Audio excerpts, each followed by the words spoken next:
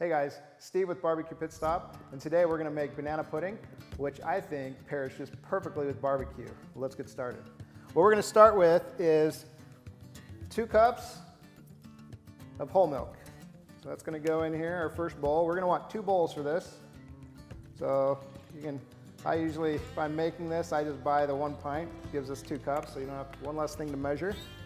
Then we're going to go with some sweetened condensed milk, which makes everything taste better, I think. So it's going to be a full can of sweetened condensed milk. I'm going to scrape that off.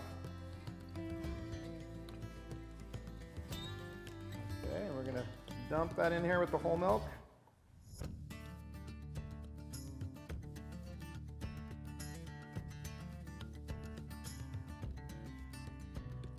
And then, you get all this in here, we're going to add I think it's a 5-ounce box of vanilla instant pudding.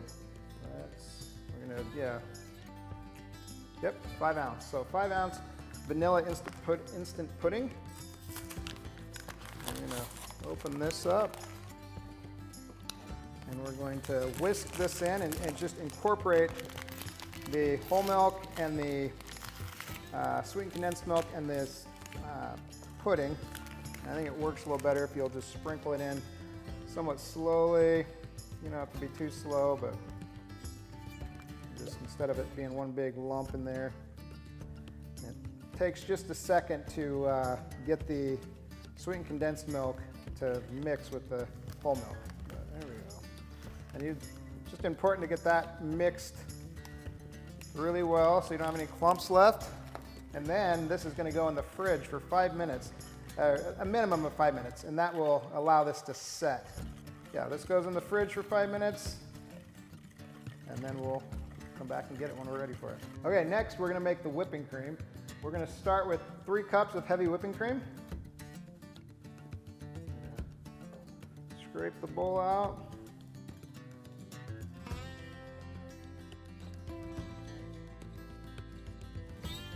Then we're going to add 3 teaspoons of vanilla,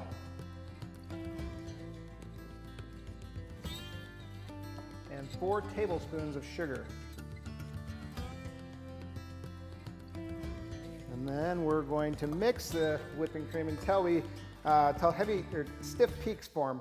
And so that's going to take 4 or 5 minutes. And you're going to want to start your mixer on low so you don't make a big mess. And so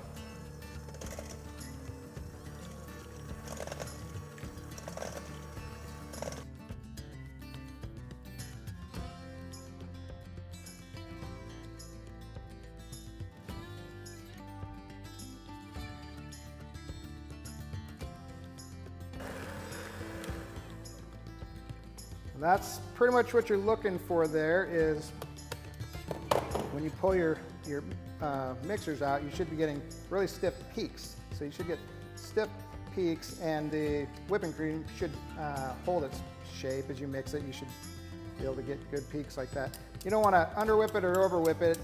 Over-whipping it can make it come across as a little buttery, which sounds like a good thing, but I don't especially care for it. Next, we will be incorporating the Jell-O and the whipping cream. Now we're going to incorporate the Jell-O and milk mixture. As you can see, it's set up. It's been in the fridge for about 5 minutes. We're going to incorporate that into the whipping cream. And so you don't want to whisk that. You just kind of want to blend that in. And so we're just going to drop that in like so. Drop the vanilla Jell-O into the whipping cream, and then we're just going to kind of slowly incorporate the two.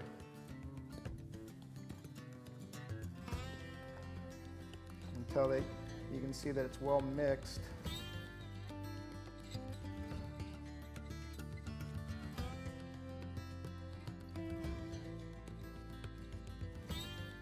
That's pretty good.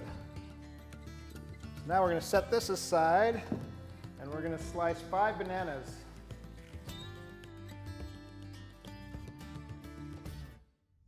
I like to use just slightly green bananas. I feel like they don't brown quite as fast as a more ripe banana. One nice thing about banana pudding is I think it holds really well in the fridge. You can keep it in the fridge for 4 or 5 days after you make it, and it's actually really good. The bananas hold up pretty well in that pudding mixture and they don't brown. So we're just gonna peel them and we're gonna slice them into probably 1/4 inch slices.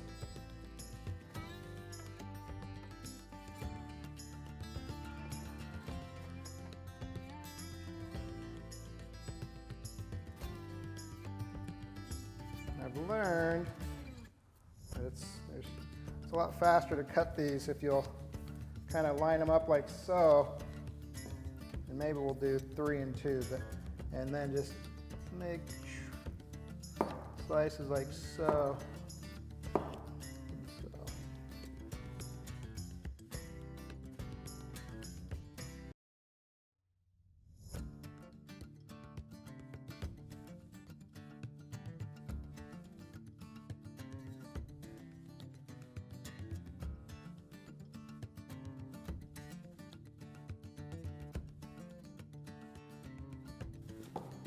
Okay, now that we have all the bananas sliced, we're ready to start layering our banana pudding. I like to use a half-size deep foil pan. It works, it's the perfect size for this recipe, but you can also use like a 9.5 by 13 glass Pyrex pan also. One thing I like to do is start with a thin layer of the pudding mixture in the bottom of the pan. I think it does, I've found this helps in a couple different ways. One, it helps set your cookies up, your first row of cookies, they stay in place, but also it helps soften the bottom row of cookies. So when you cut into it, you don't have a hard cookie on the bottom, so it's much easier to serve and to portion out. Thin layer. We're gonna open up our vanilla wafers. One thing that you can do to mix this recipe up is you can really use any type of cookie you like. Vanilla wafers are really the traditional way of doing this, and I like them a lot, but there's other people that will use all sorts of different cookies. So yeah, feel free to mix up the recipe how you wish with different types of cookies. Biscoff is a common one for people to use, but like I said, I really like the traditional vanilla wafers. So we're just gonna assemble a layer like so.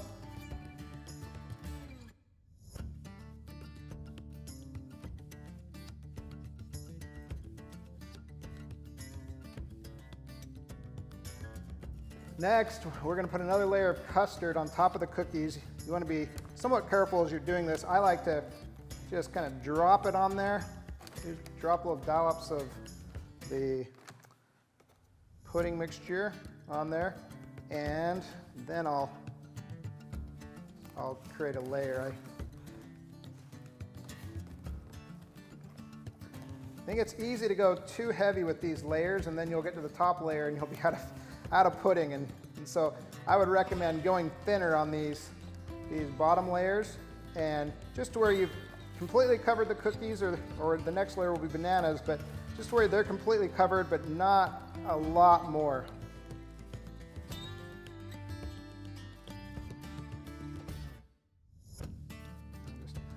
You see, I like to spin the pan around a little bit it's also easy to have a little bit of a buildup in the center.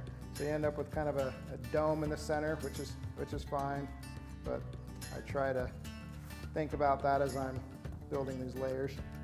So next, we're going to go a layer of bananas, just the same way.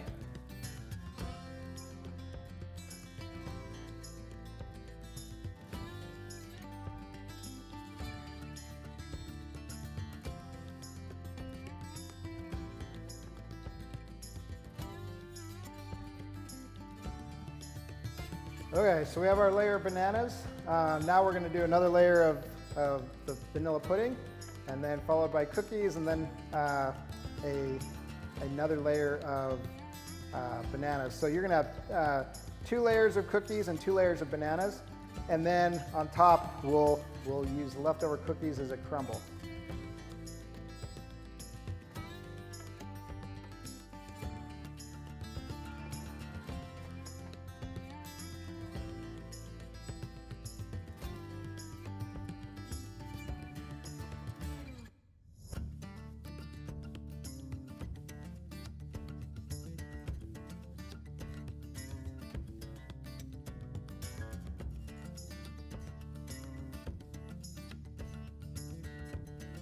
For the final layer, what I like to do is, you always have some leftover cookies.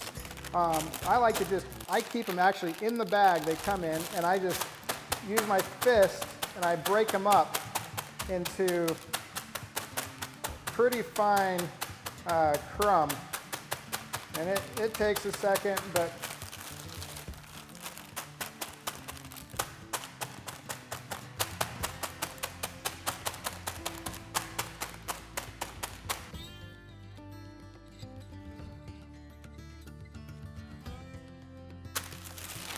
okay, that's pretty good. Once I get it to about where I want it, I'll give it a little shake to mix up the different sizes of cookie pieces. And then I just put a crease in the bag, and I use it to put a layer of crumble over the top. I like there to be a few bigger pieces left, so I think it adds to the appearance. It gives it some texture, some depth to the surface, but really this is all I do is sprinkle, just kind of go around like this and try and get a nice even layer, and you can put as much or as little as you want. I usually go relatively heavy. I look for a pretty solid, even coat. Now we're getting close. Something like that is what I'm looking for. So we still have a few cookies left. The last thing to do now is to refrigerate this overnight. This really, it needs to set up, and when I say set up, really what needs to happen is the layer of cookies need to soften, and that will help as you cut through it. Your knife or your serving utensil will cut right through the cookie once they've softened. So yeah, put a layer of foil over this, put it in the fridge, and probably give it 12 to 24 hours before you dig in. I hope you enjoy this video, and I hope you enjoy this recipe as much as I do and my family does, and thanks for watching.